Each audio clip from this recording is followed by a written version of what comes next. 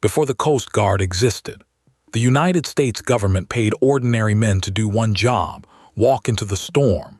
Every night in the worst weather America had, they patrolled the beaches on foot alone in the dark, waiting for ships to die. They saved more than 178,000 lives. And then, one morning in 1915, the service simply ceased to exist. The reason it vanished isn't what you think. Let's go back and see it.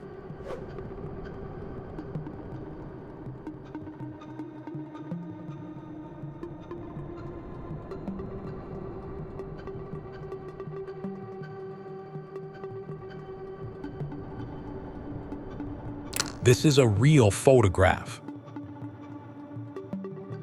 In 1848, Congress paid for a few wooden huts on the New Jersey shore.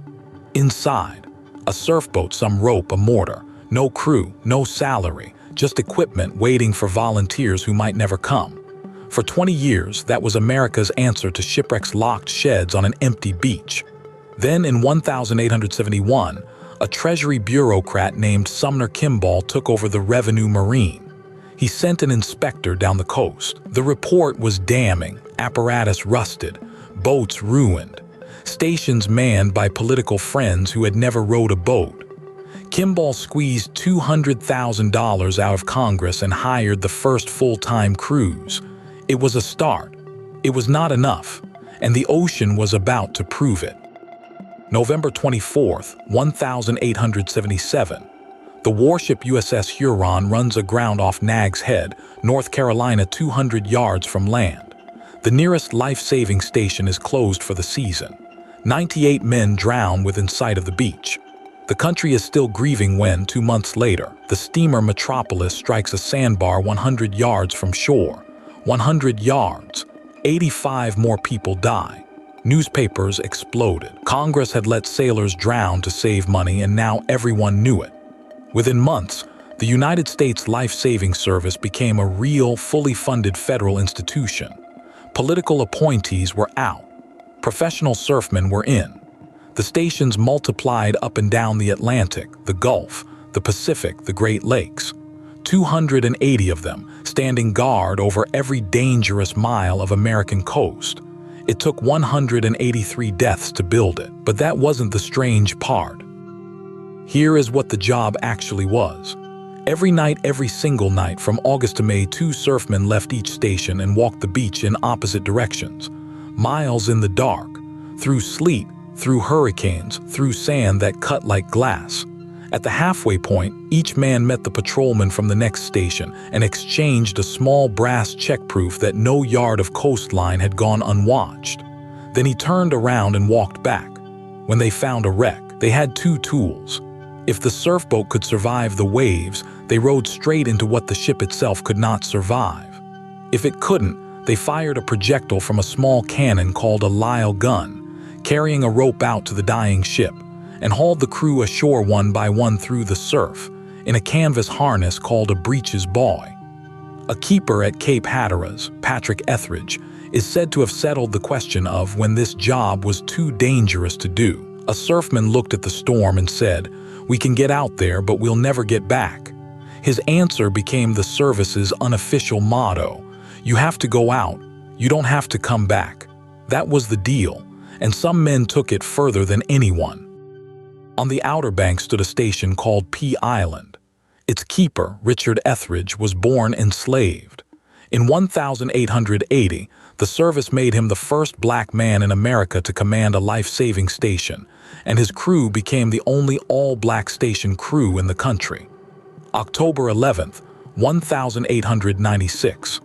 A hurricane drives the schooner E.S. Newman ashore, 2 miles from the station. The storm is so violent the surfboat cannot launch.